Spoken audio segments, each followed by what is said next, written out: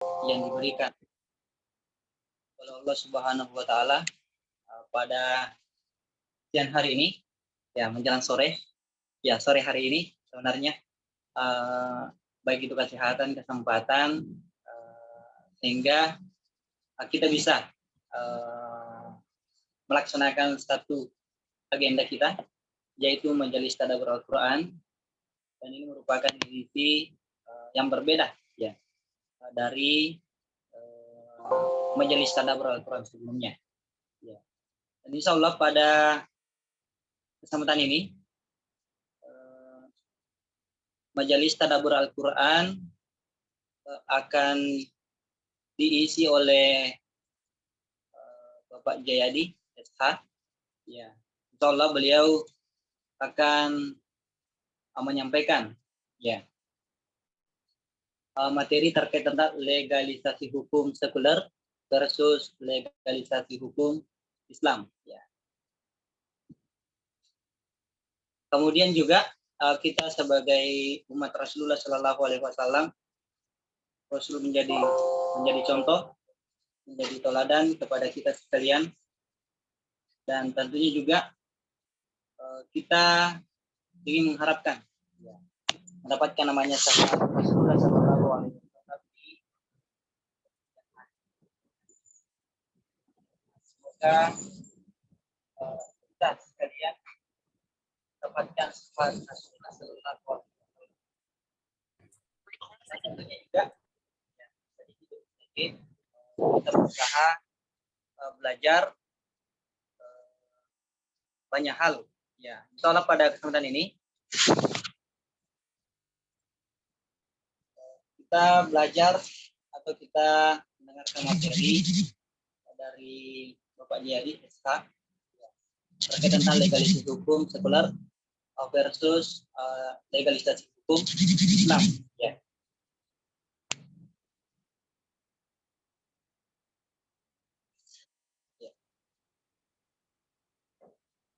Ini belum tampil ini yang di laptop Ustaz ya. Mungkin waktu dan tempat untuk membuka sambil saya siapkan juga Ustaz Pak Jayadi terkait tentang slide-nya. Waktu dan tempat saya persilakan kepada Pak Jayadi. Tapi sebelumnya kami sampaikan kepada seluruh peserta setelah Pak Jayadi menyampaikan materinya terkait tentang legalisasi hukum versus legalisasi hukum Islam, ya maka diberikan kesempatan untuk baik itu menanggapi, termasuk juga memberikan pertanyaan terkait tentang tema kita pada hari ini. Ya. Waktu dan tempat saya persilakan kepada Pak Jayadi. Ya. Silakan Pak Jayadi.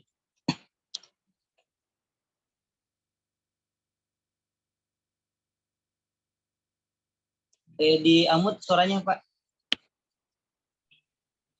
Di Amut suaranya. Oh ya. Bismillahirrahmanirrahim. Assalamualaikum warahmatullahi wabarakatuh. Waalaikumsalam warahmatullahi wabarakatuh. Mungkin pertama-tama saya ucapkan syukur kepada Allah Subhanahu wa taala atas segala limpahan rahmat, nikmat dan karunia-Nya kepada kita semua, sehingga pada acara mabrur sore hari ini kita masih bersama-sama meluangkan waktu untuk menghadiri. Salawat dan salam senantiasa tercurah kepada junjungan baginda kita Nabiullah Rasulullah Muhammad SAW atas berkat perjuangan beliau, keluarga dan para sahabat, sehingga alhamdulillah nikmat Islam masih senantiasa ada di dalam diri kita seluruh muslimin. Ikhwan fillah rahimakumullah. Jadi saya diamanahkan untuk membawa materi mabrur terkait mengenai legislasi hukum sekuler versus legislasi hukum Islam. sebenarnya saya ingin operasikan melalui laptop ya, tapi laptop saya bermasalah dan saya pikir tadi mungkin bisa ditampilkan oleh host, tapi saya belum pastikan apakah host ya. Oke, mungkin begini dia kurang lebih gambarannya ya. Jadi di slide pertama terkait mengenai legislasi hukum sekuler versus legislasi hukum Islam. Ikhwan fillah rahimakumullah, jadi membahas terkait mengenai legislasi, maka kita berbicara terkait mengenai produk peraturan. Nah, produk peraturan dalam hal ini yang dimaksud adalah undang-undang. Undang-undang ini dari versi hukum sekuler dulu ya. Nah, jadi karena materinya adalah legislasi hukum sekuler versus legislasi hukum Islam. Nah, oke, sekarang di pengertian legislasi itu sendiri. Disebutkan bahwa legislasi adalah produk dari peraturan perundang-undangan yang dibuat oleh otoritas yang berwenang. Dalam hal ini lembaga legislatif. Jadi ini di dalam sistem hukum sekuler, yakni asas dalam pembuatan hukum ya dengan memisahkan antara agama dan kehidupan. Ya. Jadi di sini ya kita mungkin akan lebih fokus di negara kita Indonesia. Mereka membagi atas 3 sistem kekuasaan. Ya. Ada kekuasaan eksekutif, legislatif, dan yudikatif. Jadi pertama-tama, selain dari yang dinamakan Undang-Undang Dasar Negara Republik Indonesia, maka di dalam sistem hukum sekuler, ya, khususnya di Indonesia, meskipun mungkin kita melihat ada beberapa regulasi ya, atau peraturan yang berhubungan dengan produk legislasi hukum Islam, tapi itu lebih kepada sifatnya kompilasi hukum Islam yang ada di peradilan agama. Nah, sehingga kita di sini masih tetap menganggap bahwa legislasi hukum Islam itu belum terformalisasikan secara keseluruhan di dalam sistem hukum Indonesia. Sehingga memang ini kita masih tetap menyebutkan legislasi hukum sekuler. Ya, karena tidak adanya totalitas ya hukum Islam yang ada di dalam sistem peraturan perundang-undangan kita di Indonesia. Nah, sekarang kembali kepada makna legislasi, ya, bukan legalisasi tadi ya. Jadi kita salah sedikit. Ini adalah legislasi. Beda legalisasi dan beda legislasi. Legislasi itu adalah pembuatan peraturan perundang-undangannya, sedangkan legalisasi adalah produknya, legalnya atau aturan. Kalau legislasinya itu adalah hasil produknya. Nah, legislasi dalam hal ini adalah anggota legislatif yang memiliki otoritas untuk membuat peraturan perundang-undangan. Nah, sehingga memang di negara kita di Indonesia, kalau kita melihat di dalam sistem kekuasaan,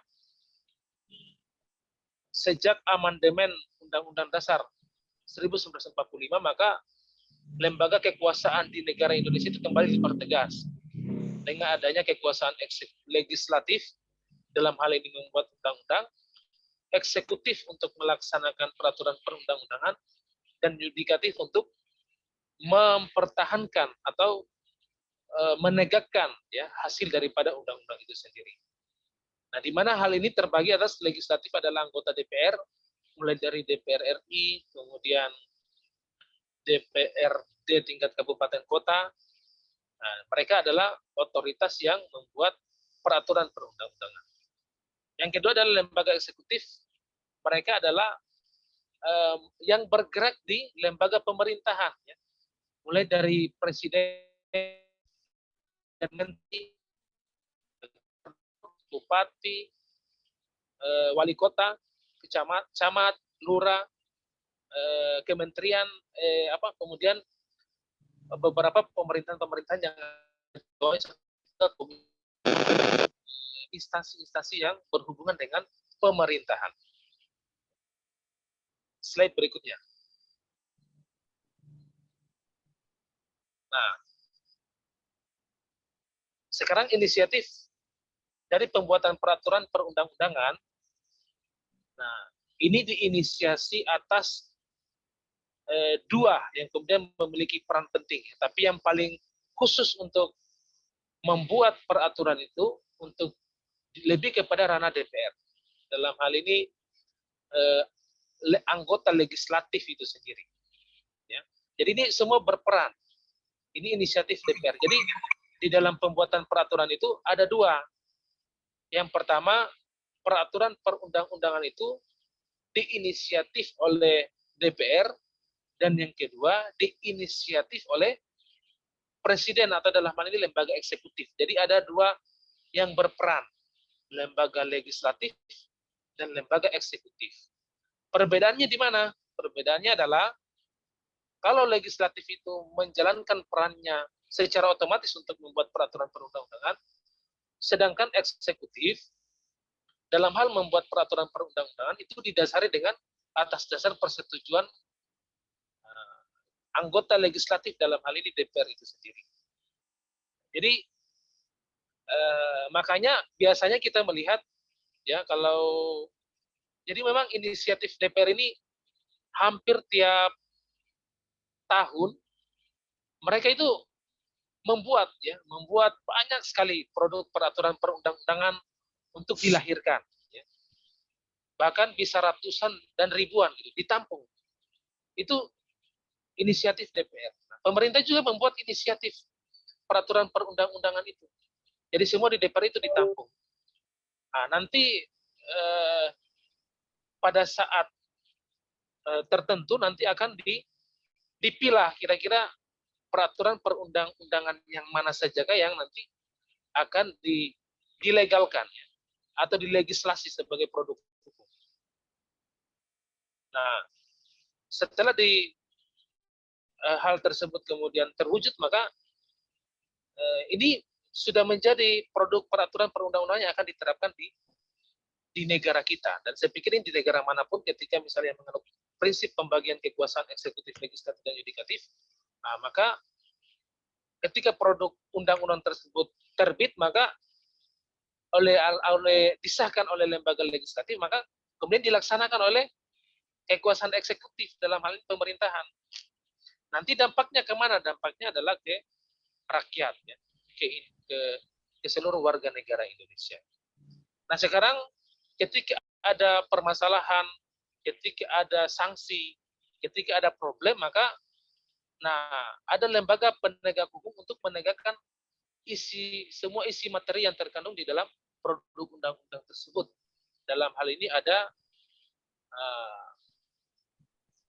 lembaga kepolisian, kejaksaan, dan kehakiman. Sebenarnya termasuk advokat juga masuk, tapi advokat dalam hal ini tidak dimasukkan di dalam tidak dimasukkan di dalam sistem di Indonesia, karena di dalam undang-undang advokat juga menyebutkan terkait mengenai fungsi advokat adalah sebagai lembaga penegak hukum. Nah, namun di dalam sistematika kenegaraan kita mengenal tiga lembaga inilah yang kemudian berperan penting untuk menegakkan hukum yang kemudian produk undang-undang, karena mereka adalah lembaga yang diformalisasikan oleh peraturan perundang-undangan. Nah, oke, ada dua ya di sini, intinya ada inisiatif DPR, dan yang kedua adalah adanya inisiatif pemerintah ya selaku lembaga eksekutif dan lembaga legislatif dan yudikatif ya. Oke, selanjutnya adalah kita berbicara terkait mengenai produk hukum di Indonesia. Nah, jadi hasil dari legislasi tadi dibuat ya, dan diformulasikan dari bentuk awalnya ya. Jadi ini dibuat dalam bentuk hierarki. Makanya disebut hierarki peraturan perundang-undangan. Ini ada dalam Undang-Undang Nomor 12 Tahun 2011 tentang pembuatan peraturan perundang-undangan, bahwa produk hukum di negara kita ya, atau hukum sekuler kita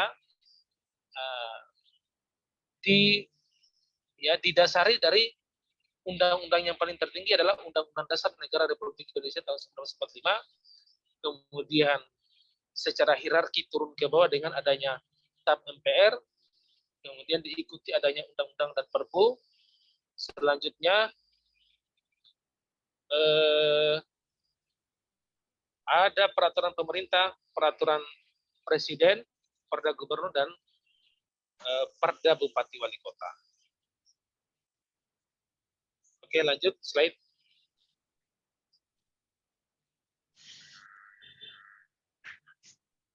Nah, ini selanjutnya adalah lembaga-lembaga yang di dalamnya mereka memiliki peran penting ya untuk membuat peraturan ya, perundang-undangan. Ya. Jadi memang di sistem sekuler itu ya seperti ini dia membuat sistem hierarki.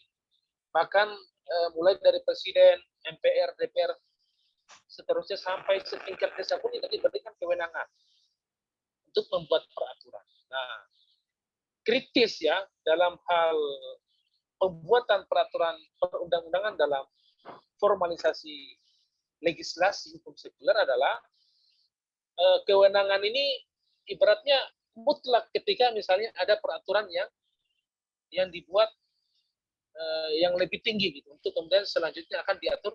Biasanya dalam undang-undang itu menyebutkan dalam beberapa poin untuk selanjutnya diatur dalam peraturan pemerintah. Jadi kalau misalnya dia jenjangnya mulai dari undang-undang, maka ada petunjuk di bawahnya itu akan dilanjutkan dengan peraturan pemerintah. Kemudian lanjut sebagaimana susunan hierarki ya. Sebagaimana susunan hierarki di dalam yang dijabarkan oleh sebelumnya tadi. Nah, jadi kemudian sampai ke peraturan DPR, DPD. Jadi mereka ini semua memiliki kewenangan untuk membuat formulasi ya undang-undang. Oke. Jadi slide berikutnya.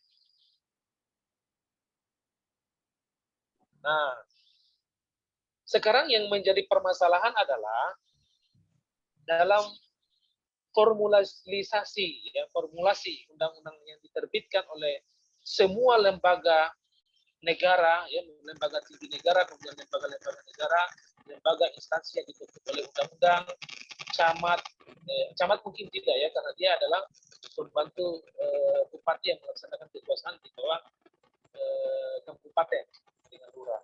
Tapi desa juga diberikan otoritas untuk membuat undang-undang atau peraturan.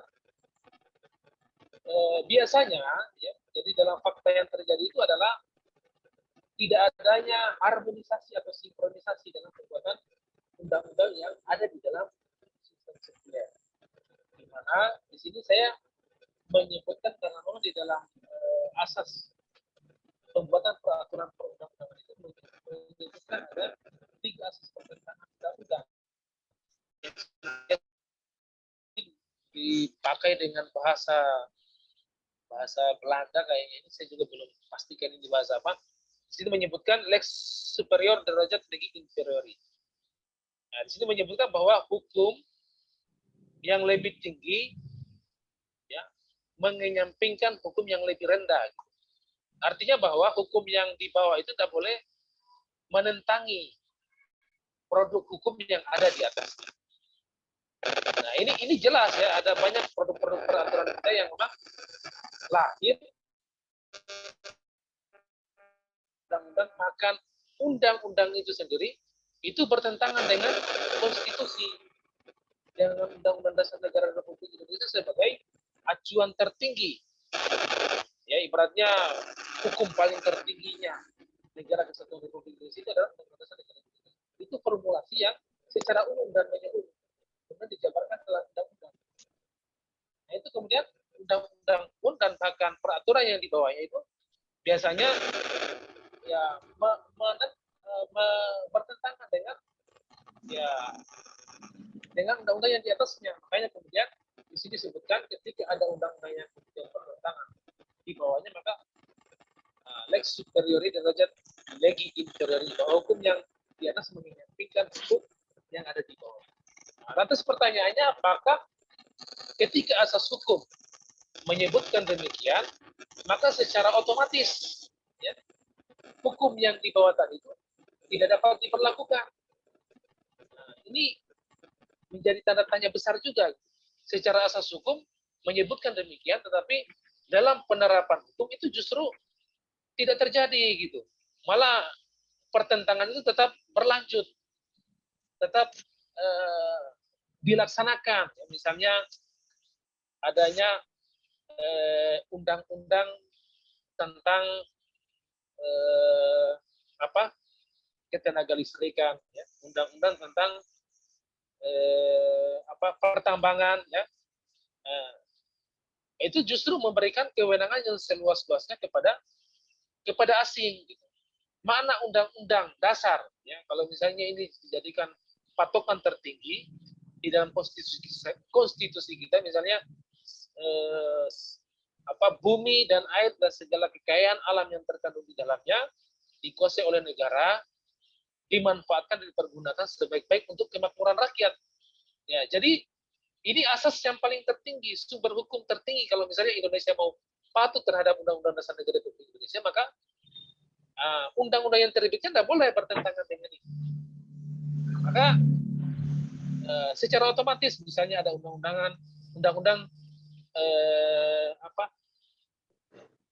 pertambangan. Kalau menyimpang atau bertentangan dengan negara untuk penguasaannya, maka itu tidak boleh. Nah, sekarang prakteknya itu terjadi, misalnya produk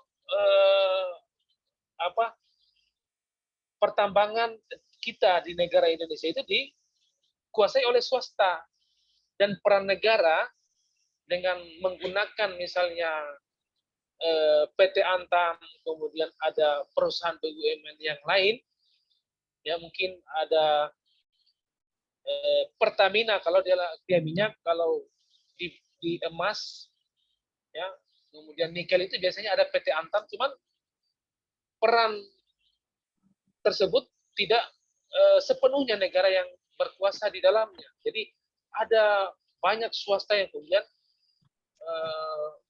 menguasai aset-aset sumber daya alam tambang yang ada di negara kita. Nah, inilah kemudian ketimpangan di dalam asas pertentangan undang-undang ini. Sehingga kalau misalnya kita mengacu ke asas ini, maka aturan tersebut tidak boleh diberlakukan. Yang kedua adalah lex spesialis derajat legi generali, bahwa hukum yang khusus yaitu mengenyampingkan hukum yang umum. Nah, ini contohnya misalnya adanya aturan perundang-undangan yang berhubungan dengan masalah, misalnya dalam undang-undang ITE, ya. Jadi ITE itu kan sudah berhubungan dengan undang-undang khusus, ya, terkait mengenai informasi dan transaksi elektronik. Kalau generalnya, umumnya itu diatur dalam kitab undang-undang hukum pidana, misalnya pencemaran nama baik, ya, atau mungkin fitnah, berita bohong.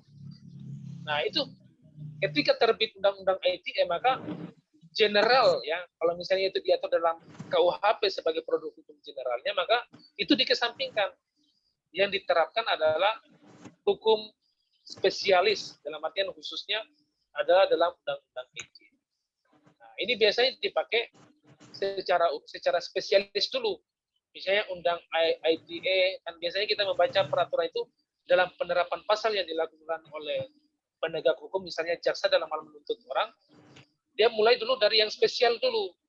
Misalnya pasal 63 kalau tidak salah, terkait mengenai pencemaran nama baik, dia memakai dengan junto, ya, pasal 110 dalam kitab undang-undang hukum pidana. Jadi dia lebih dispesialkan untuk diterapkan dibanding dengan asas hukum yang lebih. Nah, sekarang yang ketiga adalah lex posterior derajat legi priori, ya. Ini hukum yang sifatnya baru mengenyampingkan hukum yang lama. Jadi ketika ada produk peraturan yang baru, maka hukum yang lama itu sejatinya legalisasinya tidak dapat diterapkan lagi. Jadi ini asas pertentangan undang-undang. Biasanya kadang ini juga terjadi. Jadi yang lex posterior derajat legi priori ini biasanya berlaku, ya, berlaku di dalam ini. Ketika misalnya aparat penegak hukum itu mengetahui, tapi parahnya terkadang biar ada hukum baru itu kadang juga tidak diterapkan oleh aparat penegak hukum. Masih menganggap adanya aturan yang lama misalnya masih tetap berlaku. Nah ini biasanya kadang sering muncul terjadi ya. Sekarang slide berikutnya.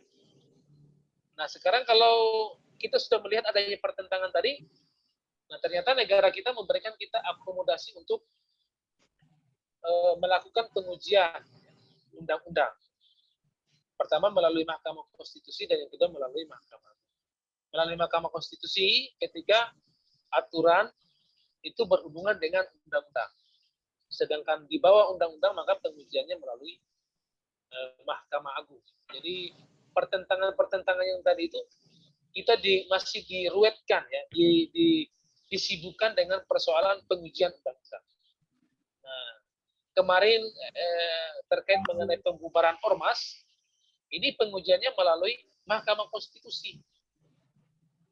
Makanya meskipun ya ini juga yang masalah adalah meskipun kita sudah menghadirkan fakta formil maupun material terkait mengenai pelanggaran misalnya pembubaran ormas HTI dengan kemudian tidak mengacu di undang-undang ormas, toh pemerintah masih tetap melegalisasikan itu ya dengan mengambil asas hukum yang lain lagi gitu, dengan menyebutkan asas contractius actus. Asas tersebut menyebutkan bahwa hukum pemerintah yang kemudian menerbitkan, nah, maka pemerintah pula yang berhak untuk mencabut produk tersebut. Nah ini yang kemudian sebenarnya terjadi pertentangan. Nah sekarang pertentangan ini yang mana yang mau diambil? Apakah contractius actus selaku produk pemerintah atau kemudian undang-undang? Karena pada dasarnya contractius actus basicnya atau keputusan pemerintah itu masuk dalam urutan yang paling rendah. Dia tidak masuk dalam produk undang-undang. Maka yang diikuti sebenarnya harusnya undang-undang ormas. Nah ini kemudian bergelut, berjalan, dan bahkan muncul putusan, dan pada akhirnya juga kita tidak dimenangkan. Jadi negara kita negara hukum, tapi hukumnya hukum yang secara asas pertentangan undang-undang itu tidak murni untuk kemudian ditegakkan oleh aparat penegak hukum, dalam hal ini Mahkamah Konstitusi kalau dia undang-undang, atau Mahkamah Agung atau dia di bawah undang-undang. Oke, lanjut pada slide berikutnya. Nah, jadi tadi gambaran terkait mengenai legislasi hukum sekuler. Nah, sekarang legislasi hukum Islam. Ya. Dalam hukum Islam, otoritas dalam hal membuat aturan, nah, itulah ada hak prerogatif Allah Subhanahu wa Ta'ala. Di mana Allah Subhanahu wa Ta'ala berfirman dalam surat Al-An'am ayat 57, inil hukmu illa lillah. Jadi Allah Subhanahu wa Ta'ala lah yang kemudian berhak dalam hal membuat hukum, ya. Bukan manusia. Karena kalau manusia, nah telah disebutkan dia memiliki sifat yang terbatas. Kemudian ada banyak ayat-ayat yang menegaskan supaya aturan itu lebih diutamakan kepada hukum Islam. Jadi ada surat Al-Maidah ayat 5, firman Allah Subhanahu wa Ta'ala yang mencoba membandingkan hukum afa hukmal jahiliyat yabgun wa man ahsanu minallah hukmal liqaumi yuqinun. Apakah hukum jahiliyah yang kalian kehendaki? Kata Allah, hukum siapakah yang lebih baik daripada hukum Allah? Ya ini perbandingan supaya manusia itu menggunakan akalnya, menggunakan pikirannya supaya berhukum kepada hukum Allah Subhanahu wa Ta'ala. Ketiga adalah kita bisa melihat juga beberapa firman Allah Subhanahu wa Ta'ala dalam Al-Qur'an. Wa man lam yahkum bima anzalallah fa ulaika humul kafirun. Barang siapa yang memutuskan suatu perkara tidak berdasarkan hukum Allah, maka dia termasuk orang kafir, fasik, dan zalim. Ya, jadi ini perintah ya, supaya kita kembali kepada legislasi ya, atau peraturan yang sifatnya hukum Islam atau produk undang-undang hukum Islam. Nah, yang berikutnya terkait mengenai atiullaha wa rasul wa ulil amri minkum. Taatlah kepada Allah, taatlah kepada Rasul, dan taatlah kepada pemerintah. Jadi semua perintah untuk kembali kepada Allah. Nah, oke, slide yang sebelumnya. Nah, maka kemudian dari apa yang menjadi legislasi hukum Islam, maka Islam juga memiliki, ya kalau mau bicara hierarki dalam hukum sekuler, ya maka justru kita memiliki kompleksitas yang lebih luas mengenai sumber hukum Islam kita yang kemudian sifatnya tidak bisa berubah, ya tidak mudah juga diintervensi, yakni mulai dari asas yang paling tinggi ya. Kalau Indonesia misalnya meninggikan asas Undang-Undang Dasar 1945 sebagai sumber hukum yang paling tertinggi dan bahkan diagung-agungkan, dieluk-elukan sebagai dasar hukum untuk menimbang segala sesuatu ini halal, haram, mubah berdasarkan hasil pemikiran manusia, maka sumber hukum Islam tidak menempatkan manusia di atas otoritas dalam hal membuat hukum, yakni Allah Subhanahu wa taala dengan asas akidah Islam. Dengan apa cara penetapannya? Maka sumber hukum Islam telah meneguhkan kedudukan itu mulai dari Al-Qur'an. Al-Qur'an yang merupakan kalamullah, perkataan Allah, yang kemudian mukjizatnya Nabi Muhammad ya, akhir zaman, dan ini tidak ada pun satupun yang kemudian mampu mengingkari kebenaran. Ya, dan Al-Quran pun juga itu mengandung hukum. Kita tidak berbicara mengenai hukum makna yang di dalamnya. Ya. Dalam bacaannya saja itu sudah mengandung hukum. Sehingga memang Allah Subhanahu wa taala menjamin ya, sumber hukum Al-Quran tidak akan pernah bisa dirubah hingga akhir zaman. Karena kemutlakan ayat Al-Quran itu bagi orang-orang yang kemudian mendalaminya, mentadaburinya, mengajarkannya, menghafalkannya, akan tahu bahwa Al-Quran itu adalah kalamullah. Ketika ada hukum bacaannya saja yang berubah, itu akan mudah diketahui oleh orang-orang yang menghafalkannya dan mengetahui. Maka kemudian, inilah cara Islam untuk kemudian meneguhkan kita, supaya kita kembali kepada Al-Quran. Nah, selanjutnya sumber hukum Islam adalah Al-Hadis. Ya, nanti diberitahu moderatornya kalau misalnya sudah beberapa menit. Ya, silakan, masih bisa. Oke. 45 menit, Sir. Masih berapa? Masih ada 45 menit sama sisi tanya jawab. Oh iya, iya. Oke, selanjutnya adalah Al-Hadis ya. Sunnah Nabi Muhammad sallallahu alaihi wasallam. Nah, di sini ya ada sahabat yang bertanya kepada Aisyah, ingin mempertanyakan bahwa bagaimanakah sifat atau perbuatan Nabi Muhammad SAW. Maka Aisyah pun menjawab bahwa Rasulullah itu dia diibaratkan beliau adalah Al-Quran, Al-Quran yang berjalan. Nah, maka kemudian Islam pun menjadikan sunnah hadis Rasulullah sebagai sumber hukum, karena tidak ada tadi yang namanya lex specialis, derajat legi of general, lex specialis, lex superior on legi of, ya dan seterusnya ya, yang tiga pertentangan undang-undang tadi. Nah, tidak ada pertentangan. Sementara di dalam sistem hukum sekuler justru asasnya sudah ada peraturan yang ibaratnya sudah ada antisipasi hal-hal yang berhubungan dengan pertentangan itu tadi. Nah, di dalam hukum Islam tidak ada pertentangan hal yang sifatnya antara Al-Quran dengan Sunnah Rasulullah Muhammad SAW. Sehingga Al-Quran pun yang kemudian kalamullah sebagai peraturan yang umum, maka kemudian Rasulullah Muhammad SAW ya dengan sunnahnya, karena sunnah itu terbagi atas dua. Ada sunnah dalam makna amal ibadah ketika dilaksanakan dapat pahala, ketika ditinggalkan merugi. Ada sunnah dalam makna segala apa yang dilakukan oleh Nabi, dikatakan oleh Nabi, dan didiamkan oleh Nabi adalah sunnah. Nah, ini yang kemudian sumber hukum yang kemudian tidak saling bertentangan antara Al-Quran dan sunnah. Karena sunnah Rasulullah menjelaskan seluruh rangkaian arti dari Al-Quran itu sendiri. Misalnya,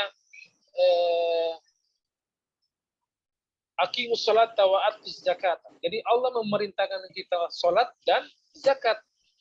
Nah, namun dalam Al-Quran dan menjabarkan bagaimana tata cara sholat dan bagaimana tata cara zakat. Maka hadis Rasulullah sunnahnya itu menjelaskan terkait mengenai penjelasan Al-Quran tersebut.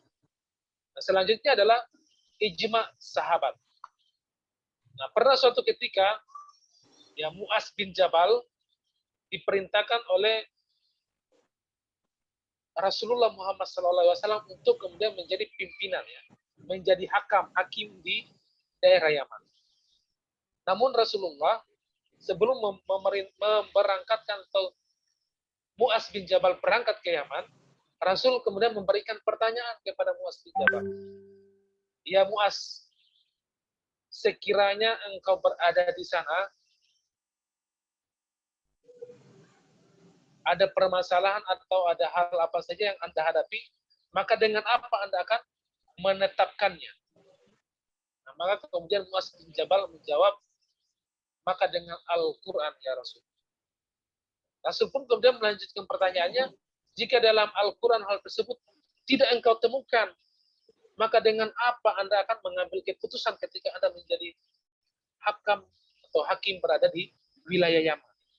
Maka Mu'az menjawab dengan, maka saya akan bertahkim berdasarkan hadis dan sunnah yang engkau jelaskan ya Rasulullah, yang kemudian tidak menyimpang dari Al-Quran. Rasul pun kemudian memberikan pertanyaan lanjutan, bagaimana sekiranya engkau Mu'az bin Jabal dalam bertahkim, berhukum, lantas tidak ada dasarnya dalam Al-Quran dengan sunnahku, maka dengan jalan apa yang engkau lakukan? Maka kemudian Mu'az bin Jabal menjawab, maka saya akan kerahkan seluruh pikiran saya, tenaga saya, dan kemampuan saya untuk mencoba merumuskan dan menghasilkan sebuah kaidah hukum yang kemudian tidak bertentangan dengan Al-Quran dan Sunnah ya Rasul. Maka kemudian Rasulullah membenarkannya dan kemudian jadilah Mu'az bin Jabal untuk kemudian diberangkatkan ke daerah yang. Sehingga dalam mujtahid ya, dalam pandangan para ulama menyebutkan bahwa ijma sahabat itu sebagai sumber hukum Islam juga. Nah, sekarang yang keempat adalah kias. Kias juga termasuk sumber hukum. Ya. Nah, tapi pada dasarnya bahwa kias ini adalah hal yang sifatnya menegaskan, ya, atau ada keadaan tertentu, bukanlah sumber hukum baru, ya, melainkan harus ditegaskan kembali. Tapi kedudukannya adalah sudah ada kaidah hukumnya di dalam Al-Quran dan Al-Hadis. Misalnya terkait mengenai adanya khamar. Khamar dalam Al-Quran artinya adalah hal yang memabukkan. Ya. Jadi andaikan misalnya yang diikuti adalah khamar minuman, nah maka bisa jadi narkoba, ya, kemudian narkotika dan psikotropika itu akan menjadi pertanyaan kembali, ya. Jadi intinya bahwa hukum Islam itu dalam hal mengkiaskan suatu hukum, hukum Islam itu lebih bersifat umum, ya, sehingga ketika ada hal yang baru maka keumuman sifat hukum Al-Quran tadi langsung kemudian secara otomatis, ya, hukum tersebut dapat diterapkan. Misalnya dulu tidak ada yang namanya narkotika psikotropika, karena sifatnya adalah memabukkan, maka dia otomatis haram hukumnya untuk kemudian digunakan karena dia bisa menghilangkan akal. Nah, namun karena hukum Islam ada keadaan tertentu misalnya yang membolehkannya, maka hal tersebut juga bisa digunakan dalam persoalan medis, persoalan obat ketika dalam hal menyembuhkan pasien untuk tidak disadarkan dari sementara. Tetapi ketika disalahgunakan maka hukumnya haram. Dan pengkiasannya, penyamaannya itu dikiaskan, dipersamakan bahwa hal yang memabukkan sehingga tidak diperbolehkan untuk. Nah, permasalahan di dalam sistem hukum sekuler terkait mengenai penjelasan hukum itu tadi, nah ini juga yang menjadi masalah. Ya. Kalau Islam dia bersifat umum, sehingga ketika ada hukum tertentu yang muncul, bisa langsung terkait dengan sendirinya. Kalau di dalam sistem hukum sekuler, ya, dia berbicara terkait mengenai hukum yang lebih rinci. Ya. Hukum yang lebih rinci adalah ketika misalnya suatu peraturan, satu poin saja misalnya ada disebutkan di dalam aturannya, maka dia tidak termasuk.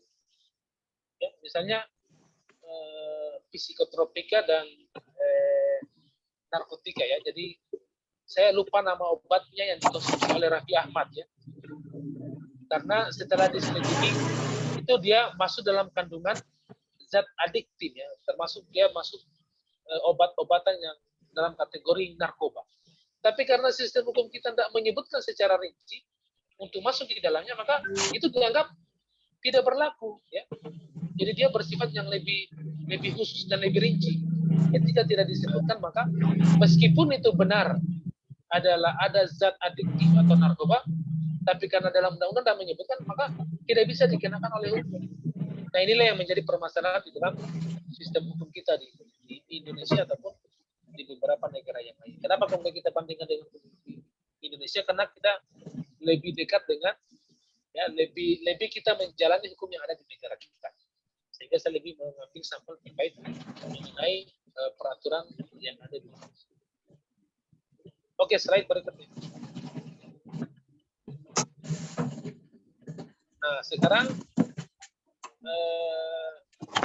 ini juga yang akan menjadi perbandingan ya, hukum sekuler dengan hukum Islam.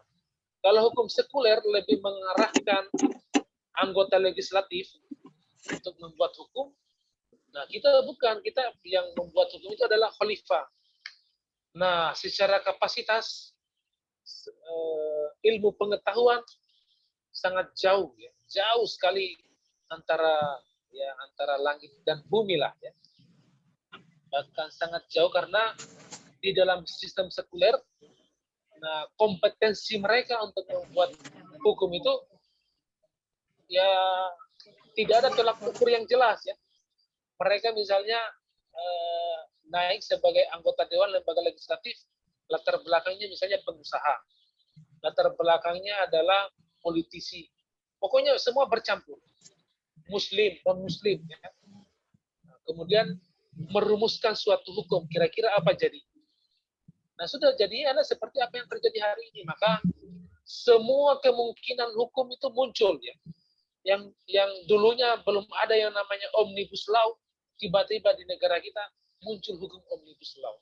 Para pakar hukum pun itu menjelaskan bahwa omnibus law itu tidak cocok di dalam sistem hukum kita yang menganut civil law system ya, atau mungkin hukum yang sifatnya dasarnya adalah produk peraturan perundang-undangan. Tapi omnibus law itu lebih cocok kepada common law system yang dianut oleh Amerika. Nah ini yang menjadi pertentangan bahwa kapasitas mereka, kompetensi mereka itu ya tidaklah mungkin sebuah produk hukum akan lahir dengan normal kalau dia dari asasnya, dari awalnya memang terbuat dari sesuatu yang tidak normal, yang tidak benar. Maka kemudian Rasulullah Muhammad SAW ya pernah menjelaskan keadaan ini ya, terkait mengenai ruwaibidah ya. Kita banyak membaca terkait Ruwaibidah. Nah, Rasulullah sahabat pernah bertanya, saya juga kurang tahu bagaimana pada dasarnya, bahwa akan datang suatu kepemimpinan, ya, bahwa mereka kepemimpinan yang ruwaibidah, ya. Maka sahabat bertanya, ya Rasul, apakah ruwaibidah? Ruwaibidah adalah pemimpin yang bodoh. Nah, apa pemimpin yang bodoh yang dijelaskan oleh Rasulullah? Pemimpin yang bodoh yang dimaksud adalah pemimpin yang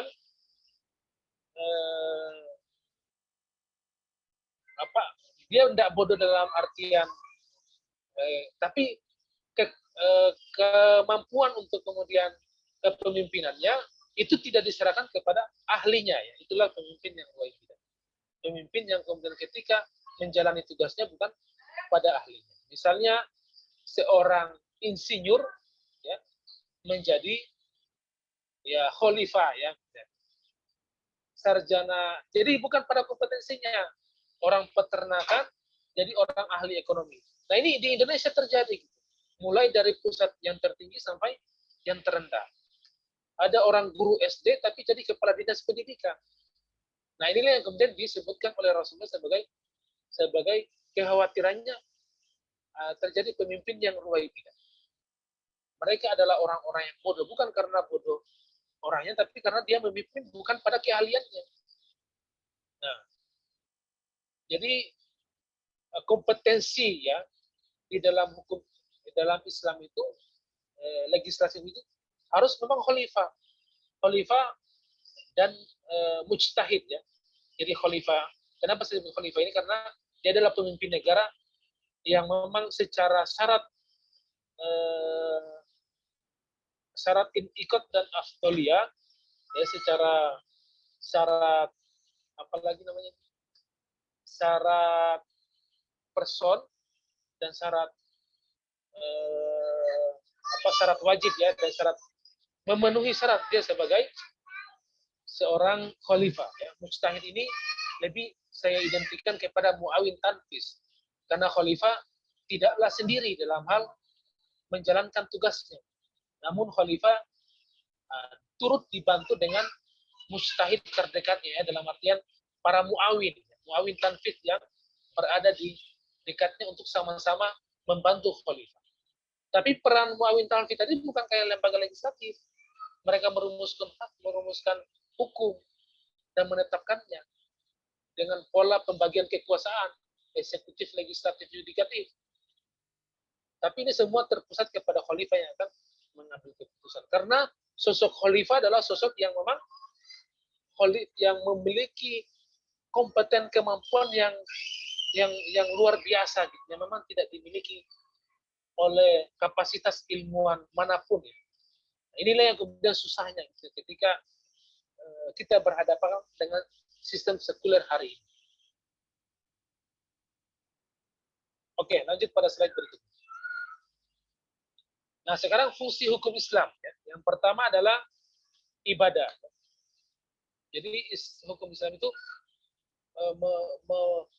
memiliki fungsi untuk beribadah. Ibadah kan ada ibadah mahda, ibadah ghair mahda. Ibadah yang kemudian hubungan kita dengan Allah, hubungan kita dengan sesama manusia dan lingkungan kita. Nah, ibadah mahda ada sholat, zakat, puasa. Ibadah ghair mahda ada ibadah yang hubungan kita dengan tolong menolong, ya, dengan berdakwah, ya. Kemudian dengan selanjutnya yang kedua adalah fungsi hukum Islam untuk kemudian ada upaya amar ma'ruf nahi munkar. Jadi hukum Islam tidak boleh hilang yang namanya amar ma'ruf nahi munkar. Karena kalau tidak ada amar ma'ruf nahi munkar, maka ya hukum Islam itu tidak berfungsi secara normal. Nah, makanya ini adalah tugas terberat kita untuk kemudian senantiasa menyampaikan yang ma'ruf dan mencegah kepada yang munkar. Sebagaimana firman Allah Subhanahu wa taala,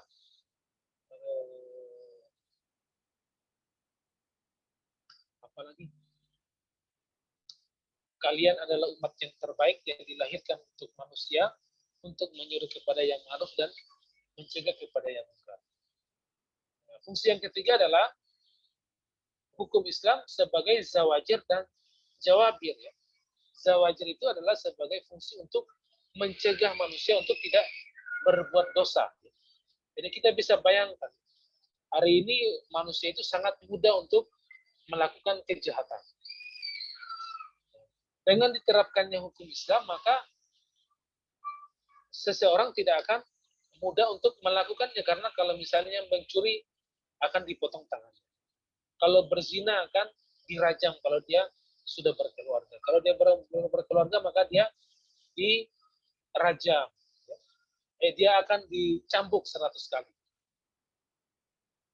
Nah, kalau dia membunuh, ada kisos yang terjadi, dia juga akan dibunuh. Terkecuali keluarga mengampuni, namun dia diperintahkan untuk membayar diat atau denda kepada korban. Nah, jadi sistem persangsian dalam Islam untuk fungsi hukum Islam agar orang supaya sesuai dengan fitrahnya, maka hukum Islam itu sebagai zawajir dan jawabir. Jawabir itu adalah ketika orang diperlakukan dihukum dengan hukum Islam, itu akan menjadi juga sarana penebus dosa untuk dia di akhirat nanti tidak akan dihukum dengan hukuman yang sama. Nah, sekarang kalau di sistem negara kita berbuat zina, mencuri, ya, korupsi dengan sistem hukum 5 tahun, 10 tahun, 15 tahun, dapat remisi jadi tinggal 7 tahun. Tidak ada jawabirnya di dalam. Tidak ada bisa menebus dosa. Jadi tidak ada hal-hal yang demikian kemudian terjadi. Fungsi yang keempat adalah tanzim wa islah al-ummah. Sebagai sarana untuk mengatur umat agar dia bisa lebih baik. Dalam Al-Quran banyak penegasan-penegasan ayat yang berhubungan dengan fungsi hukum Islam. Saya dalam hal perintah Allah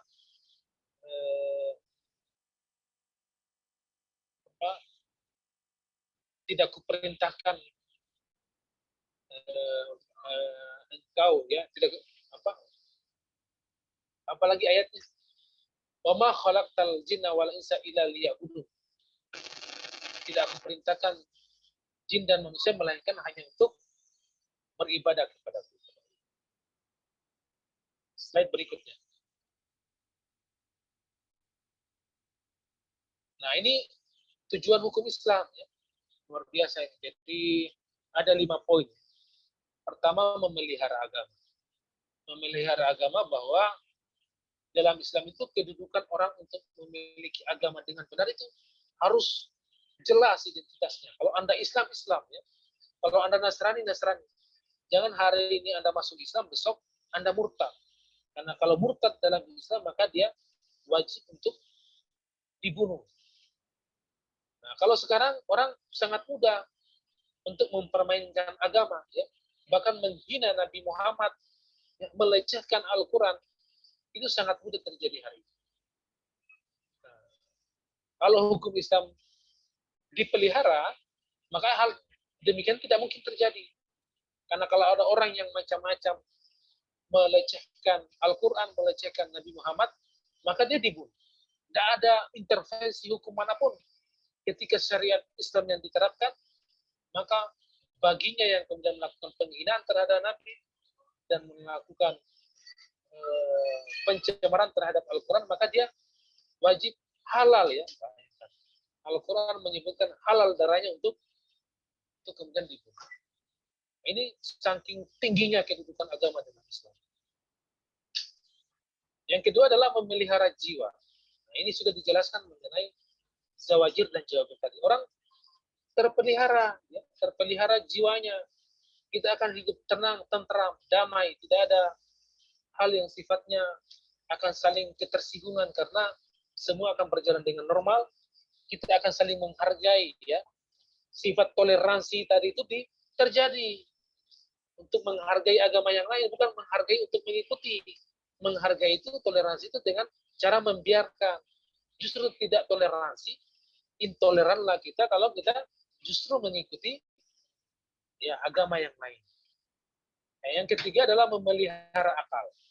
Jadi akal berpikir manusia itu wajib ya. Ini tujuan hukum Islam. Makanya kita sebagai orang pilihan, orang-orang pendakwah, orang-orang Islam, ya wajib hukumnya fardu ain untuk mengetahui ya seluruh kaidah hukum Islam untuk menjadi tolak ukur dalam setiap aktivitas kehidupan kita. Sehingga semua langkah, pikiran, dan tindakan kita, nah, akal kita itu terpelihara oleh ya, syarat-syarat Islam. Ini benar ya, ini pahala, ini dosa. Jadi akal dalam Islam itu terpelihara. Nah, yang keempat adalah memelihara keturunan. Nah, sekarang kita lihat ya, ini sebenarnya hanya karena Islam belum terterapkan. Hari ini orang keturunannya kadang tidak jelas ya. Makanya disebut ada namanya anak haram ya. Ada orang belum lahir sudah diaborsi ya. Jadi nasab pun juga tidak jelas. Ada kemudian malah orang dinikahkan ya, dinikahkan dalam keadaan hamil. Tidak tahu hukumnya bahwa menikahkan orang dalam keadaan hamil itu selama status hubungan itu dilakukan, selama itu pula berdosa. Nah, ini imam-imam kita di mana-mana itu memelihara ini gitu ya. Bukan memelihara keturunan ya, memelihara keturunan itu mungkin dalam maksudnya. Cuma salah ya.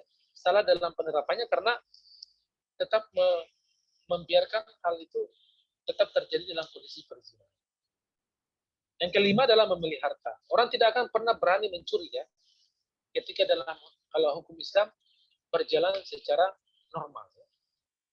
Karena tujuan hukum Islam itu adalah harta orang akan terlindungi.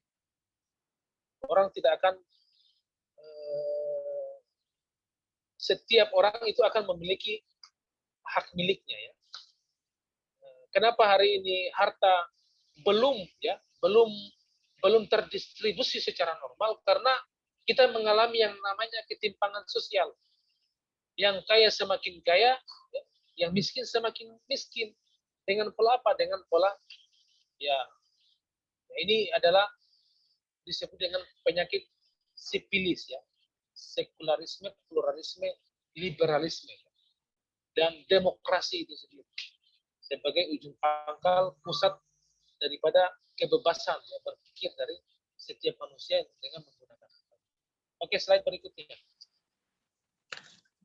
Nah, ini standar perbuatan dalam hukum Islam. Wajib, sunnah, haram, makruh, dan mubah. Ya. Jadi, kalau sistem hukum sekarang kita, itu tidak ada ini yang beginian-beginian. Ya. Malah kemudian ada undang-undang tentang perda miras dihapuskan. Ya. Dia tidak berbicara mengenai wajib, sunnah, haram, makruh, dan mubah. Tapi ini kira-kira bermanfaat atau tidak. Bahkan ketika ada demo terkait mengenai undang-undang pornografi dan pornoaksi, nah yang diatur itu bukan pencegahannya, karena beda itu pemaknaan peraturan ya pornografi dan pornoaksi dengan peraturan anti pornografi dan pornoaksi. Nah ini kalimat yang ketika tidak ada antinya maka ada kemungkinan di hal tertentu itu dibolehkan, di hal lain justru dilarang. Ya, sebagaimana perda miras, ya, ada yang kemudian tidak berbicara karena kalau peraturan pelarangan miras berarti tidak boleh ada peredaran. Tapi kalau berbicara mengenai peraturan miras, maka ada tempat-tempat tertentu yang miras itu dibolehkan. Di tempat toko-toko yang memiliki izin-izin tertentu. Kalau yang di luar liar-liar itu dibolehkan. Sehingga ketika datang bulan suci Ramadan, datang lagi para penegak hukum untuk merampas dan memusnahkannya. Tapi ini pemusnahan yang tidak secara menyeluruh. Karena miras itu bukan berada di jalanan. Miras itu ada sumbernya. Harusnya yang dihentikan itu sumber miras itu dari mana? Kurang lebih 5 menit lagi, Sas.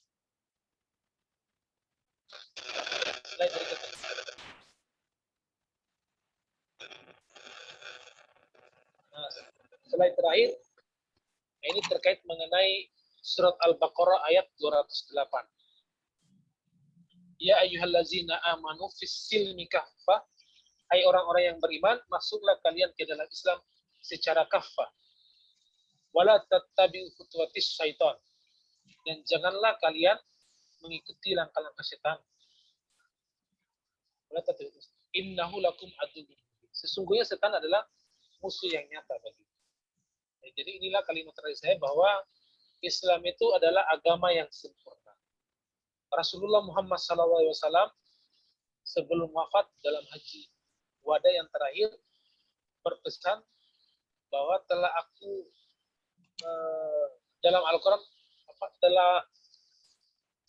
pada hari ini telah kusempurnakan Islam sebagai agama dan telah kurahmati Islam sebagai ya dan seterusnya. Dan Rasulullah berwasiat bahwa kalau kemudian kita berpegang teguh kepada Al-Quran dan As-Sunnah, maka kita akan menjadi hamba Allah yang akan selamat dunia dan akhirat. Nah, maka ini adalah Al-Quran juga yang menegaskan bahwa kita diperintahkan untuk masuk ke dalam Islam secara kafah. Tidak boleh sepotong-sepotong atau setengah-setengah.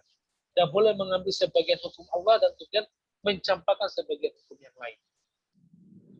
Namun menjadi tantangan terberat kita ya untuk menyadarkan diri, keluarga dan orang-orang yang ada di sekitar kita untuk kemudian melanjutkan dakwah di istilah bilil ya, melakukan dakwah ke seluruh penjuru dunia ya, sebagaimana prinsip keutamaan kita dalam dakwah.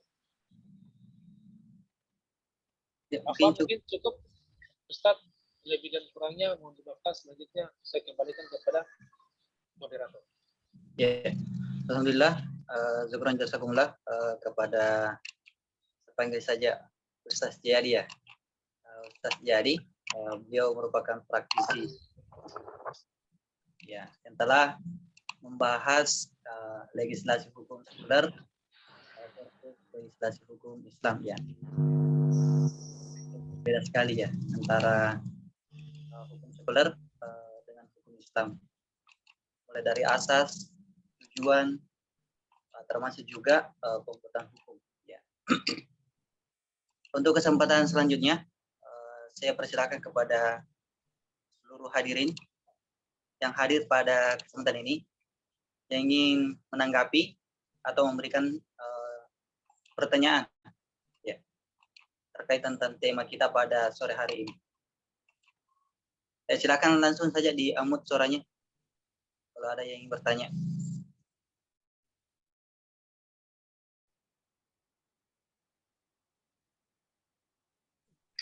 Ada yang ingin bertanya? Saya mungkin Ustaz. Suaranya Pak Taufik. Oh ya, silakan Pak Taufik ya. Singkat, padat, jelas. Ya. Assalamualaikum warahmatullahi wabarakatuh. Waalaikumsalam warahmatullahi wabarakatuh. Tentu ini kan mengenai legislasi undang-undang atau peraturan ini sangat berkaitan dengan masalah dengan parlemen ya, DPR, karena merekalah yang kemudian diberikan tugas dalam rangka melakukan legislasi. Ya, sebagian yang masuk ke parlemen itu alasannya adalah untuk memperbaiki sistem, bahkan memperjuangkan Islam. Itu sebagian di antara mereka seperti itu. Nah, karena dengan keyakinan bahwa dengan melalui parlemen itu maka kita bisa memperjuangkan Islam, kemudian melegislasi hukum Islam. Ya. Nah, pertanyaan saya, apakah memang di sistem sekarang itu ada kemungkinan untuk bisa melegislasi hukum Islam itu melalui sistem yang ada?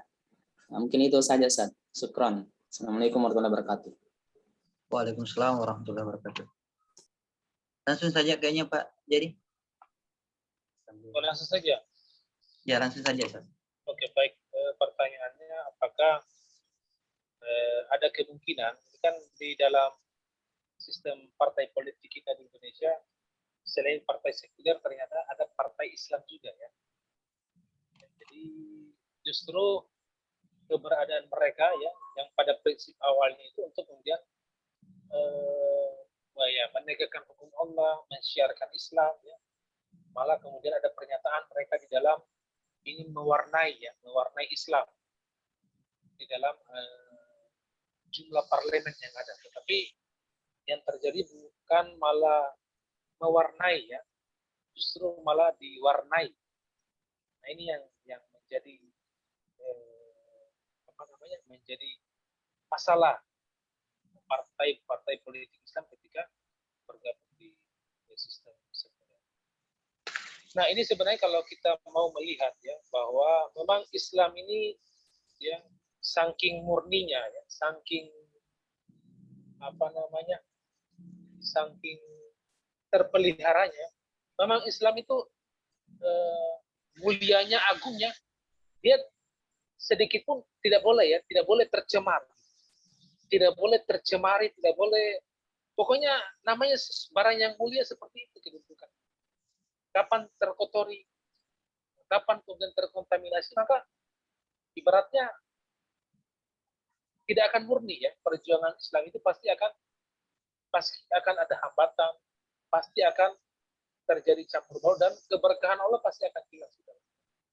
Nah, sampai-sampai kemudian ada dakwah yang pernah saya dengar, saya lupa ustaz siapa yang menjelaskan bahwa kalau ada kitab-kitab atau buku-buku yang dijajarkan sebagai barang jualan, ya, ada Al-Quran, ada Sirah Nabawi, ada ini secara umum ini ya, kemudian diperlihatkan dan ditunjukkan lebih mayoritas, ya, lebih banyak jumlahnya, tiba-tiba ada majalah ya, misalnya majalah Playboy, ya, majalah yang hal-hal yang ibaratnya yang mengotori ya daripada nilai Islam itu, maka tidak laku ya, ibaratnya tidak laku itu produk Islam yang secara, karena kita mencampurkan sesuatu yang tidak benar itu tadi. Pada dasarnya itu adalah hal yang tidak benar. Nah, sekarang dan fakta perubahan sistem pun juga, pergolakan dunia, ya, kemudian perubahan yang kita amati selama ini, belum ada perubahan yang sifatnya internal. Ya. Rata-rata memang perubahan itu senantiasa lahir dari luar. Makanya revolusi itu terjadi, meskipun kalau di Indonesia ada namanya reformasi, tapi ternyata reformasinya bukan reformasi totalitas, ya.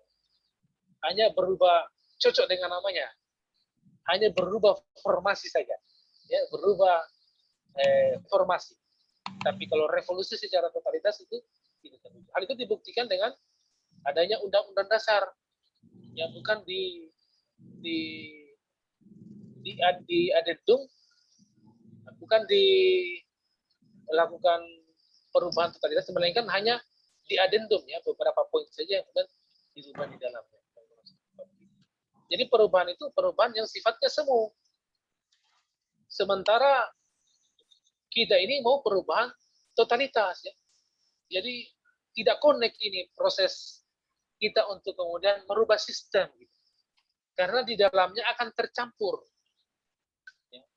Akan tercampur sehingga kemurnian itu tadi ya, tidak mungkinlah sebuah hitam akan menjadi putih kalau dia dikotori dengan warna hitam, maka warna putih tadi itu pasti akan tercemar dengan keberadaan warna hitam. Nah ini Islam tidak boleh ya, tidak boleh, karena akan hilang identitas Islam itu sendiri. Dan ini terbukti fakta ini di dalam sistem perpolitikan kita. Makanya kenapa ada dakwah, kenapa ada amar ma'ruf nahi munkar, karena dengan izin Allah semoga kita menjadi orang-orang pilihan yang kemudian beristiqomah untuk memelihara nilai-nilai Islam ini. Karena kapan tercemar oleh kita, maka ini akan membuat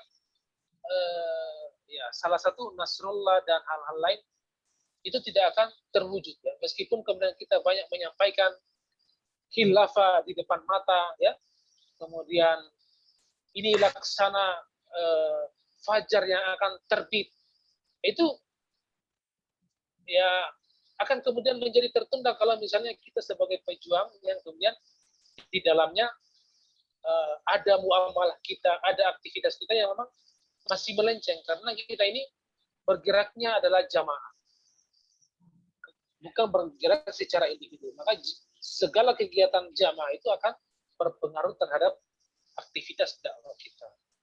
Maka sebenarnya posisi kita, mutabaah dan lain-lain itu menjadi sarana kontrol untuk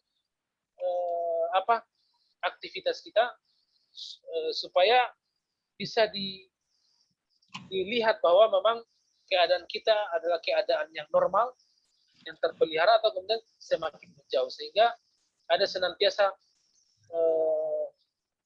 kita dipelihara, ada aktivitas muamalah kita, aktivitas hal-hal yang kemudian kita melanggar syariat atau tidak, sehingga di dalam internal kita normalisasi keadaan kita menjadi lebih baik. Siapa tahu di dalam Pilpres ya 2024 nanti itu malah kita menjadi KPPS ya, atau mungkin kayak saya orangnya sarjana hukum menjadi Bawaslu atau KPU, itu kan hal-hal yang seperti ini, dan itu bisa saja itu akan menjadi ya bumerang atau menjadi hal yang sifatnya ya ada saja hal-hal. Makanya kenapa saya sangat bersyukur ada di dalam dakwah ini, karena godaan itu ketika muncul Allah senantiasa memelihara kita, mengingatkan kita, senantiasa ada WA dari Musrif untuk mengingatkan, dan saya sangat bersyukur terhadap Musrif saya Ustaz Adlan. Jadi ini adalah hal yang kita harus senantiasa berada dalam jam, dan jamaah kita pun senantiasa masih terpelihara kemurnian itu. Ya, dalam forum umat Islam dulu ketika kita gabung ya ada beberapa ormas di dalamnya, pada akhirnya kemudian kita keluar karena posisinya sudah tidak memungkinkan lagi mereka berada di bawah ya, di bawah persamaan persepsi dengan kita, tapi mereka mengambil persepsi masing-masing. Nah ini yang saya pikir apakah ada hal yang memungkinkan kemudian melegislasi hukum Islam di dalam parlemen? Kalau kemungkinan itu selalu ada, ya. Tidak ada yang tidak mungkin. Sekarang adalah persoalan kepastian. Nah, kepastian itu dapat dipastikan tidak mungkin. Ya. Nah, kalaupun mungkin, nah itu tidak akan secara paripurna atau totalitas sistemnya secara ini, karena banyak pemikiran, banyak orang-orang yang kemudian ikhtilat lah kalau ibaratnya dalam pergaulan di dalam kitab Nuzamul Istimai itu terlalu bercampur baur, ya. Ada yang hitam, yang putih, semua tidak jelas. Sehingga bagaimana kita bisa berbicara akan ada kemurnian? Bagaimana kita bisa berbicara akan ada legislasi hukum Islam di dalam sistem yang sangat sekuler, kapitalistik, demokratis hari ini? Jadi ini adalah bagi saya kemungkinan ada, tetapi kemungkinan itu mustahil untuk terjadi, untuk kemudian terakomodir dengan nilai-nilai Islam secara totalitas, karena perubahan kita perubahan yang sifatnya imparsial, ya, sebagian-sebagian, sementara yang dikehendaki oleh Allah, ya ayyuhallazina amanu fis silmi kafah, kita diperintahkan untuk kafah dalam perjuangan itu, tidak boleh setengah-setengah, tidak boleh kemudian sebagian-sebagian. Nah, jadi kecil ya kemungkinannya ada, tetapi kepastiannya itu tidak mungkin. Apa Ustaz? Syukran jazakallah. Ya, syukran jazakumullah atas Jazakallah Hersas. Ya, intinya bahwa tidak bisa akan sempurna Islam di sistem sekuler. Ya, ini tanggung jawab bersama kita semua untuk memaksimalkan fungsi kita untuk berinteraksi dengan umat, untuk menyadarkan umat di sekeliling kita terkait tentang hukum-hukum yang diterapkan sekarang. Itu jauh dari aturan-aturan Islam. Mungkin kayaknya waktu sas ya. Satu lagi pertanyaan. Sudah jam berapa ini? Ya, lagi 5 menit. Satu lagi pertanyaan kalau ada yang ingin bertanya dari seluruh peserta. Beberapa orang ini. Ya, silakan. Atau cukup ya? Ya, kalau tidak ada yang bertanya, insyaallah sesi selanjutnya saya kasih kesempatan kepada Ustaz Jadi untuk closing statement kita pada Mabrur ya edisi ke-91. Edisi ke-91 pada sore hari ini. Ya. Dengan tema kita legislasi hukum sekuler versus legislasi hukum Islam. Ya. Tafadhal Ustaz. Closing statement-nya. Baik, terima kasih. Karena materi ini adalah materi yang saya anggap memang cukup menantang ya. Dan saya anggap memang kalau membahas dengan persoalan hukum dari materi yang saya paparkan ini adalah materi yang masih sangat jauh untuk kemudian kita menuntaskan segala macam apa-apa yang akan menjadi pembahasan di dalam. Kemudian, kenapa legislasi hukum sekuler dengan versus legislasi hukum Islam? Karena tidak mungkin legislasi hukum sekuler same ya, dalam artian sama dengan legislasi hukum Islam. Memang ini kenapa versus ibaratnya ya pertarungan antara yang hak dan yang batil, dan selamanya tidak akan ada titik pertemuan di dalam.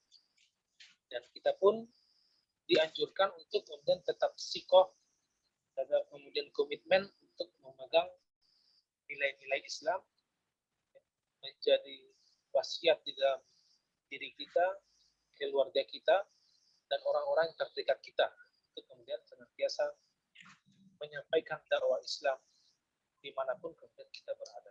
Ini juga sebagai sarana dakwah, kemudian materi saya yang sekaligus mengingatkan juga saya. Karena dalam Al-Quran telah disebutkan teramat buruklah setiap orang yang kemudian mengatakan sesuatu, lantas kemudian dia tidak mengatakan apa yang diucapkannya atau dikatakan. Jadi saya lupa ayatnya ya, mungkin nanti Ustaz Yunus kayaknya hafal. Keberabaktan indallah ya, jadi kurang lebih kalimat permulaannya demikian. Teramat buruklah orang-orang yang mengatakan sesuatu lantas kemudian apa yang dikatakannya tidak kemudian dilakukan. Saya berdoa kepada Allah mudah-mudahan saya dan kita semua terpelihara dari perbuatan yang dijauhkan dari perbuatan itu. Terakhir adalah bahwa perjuangan kita tidak sampai berakhir sampai di sini. Ya. Jadi, saya ulangi lagi setiap closing statement yang pernah saya sampaikan di sedekah Jumat bahwa ketika Rasulullah SAW dari Gua Hira dan dia mendapatkan wahyu, dia pulang dalam keadaan gemetar dan disambut oleh istri tercinta Khadijah Khuwailid. Jadi kemudian Rasulullah menggigil ya, ketakutan. Kemudian Khadijah bertanya, ada apa sekiranya ya Rasul? Jadi ada kepanikan, ada ketakutan. Kemudian Rasul berkata, la roihata ba'dal yaum. Jadi tidak ada lagi waktu untuk kemudian kita berleha-leha ya, beristirahat, tidur terlalu nyaman ya, dengan kondisi kita hari ini. Sebagaimana ketika Rasulullah kemudian meninggal, maka para sahabat tidak langsung menyelenggarakan jenazahnya, melainkan lebih berpikir siapa yang akan menggantikan Nabi Muhammad setelahnya. Nah, jadi kita ini masih ada beban ya, di pundak kita terkait belum adanya khilafah yang kemudian ada di hadapan kita. Maka ini adalah tugas kita yang paling berat ya, namun Allah pun memerintahkan kita untuk menjalankannya dengan segala kemampuan dan upaya yang kita miliki. Jadi terakhir saya sampaikan bahwa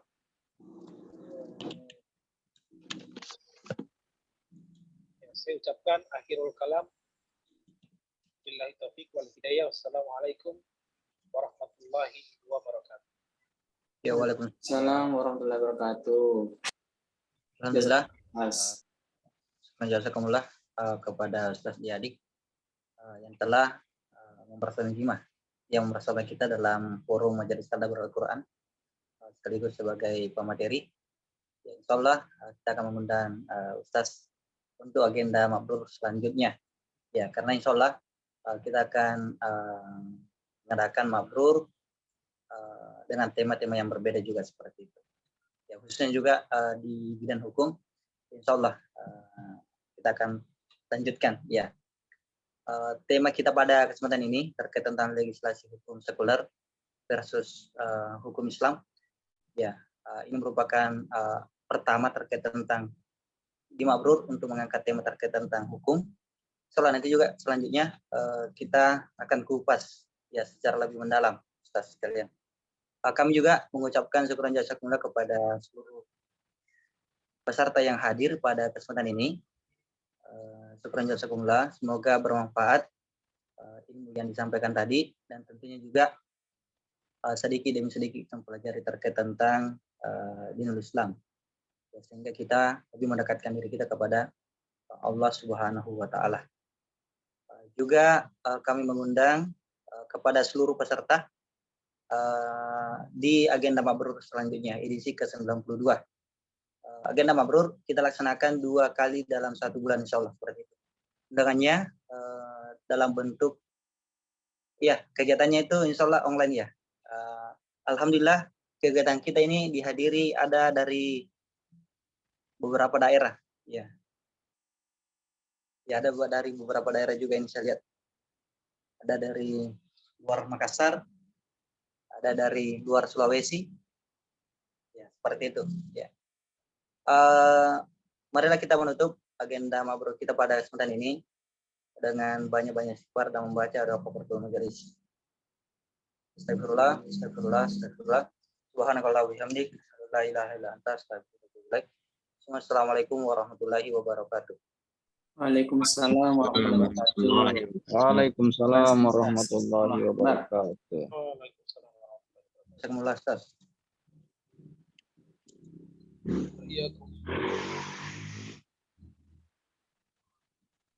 Oke, tabe.